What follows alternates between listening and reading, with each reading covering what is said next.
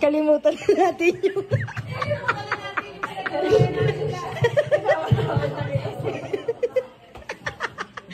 Hanggang ngayon ba, naiisip niyo ba ako na pinagawa?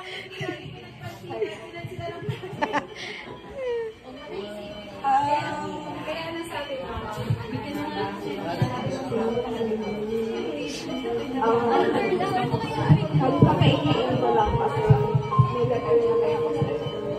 ginaya yung kay Sean.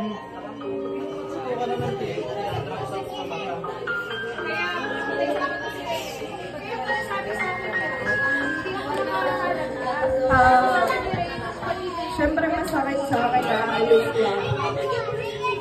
Wala naman ng best friend. Kasama ko sa lahat. Konsente na rin. Sa tao ko lang din yung araw.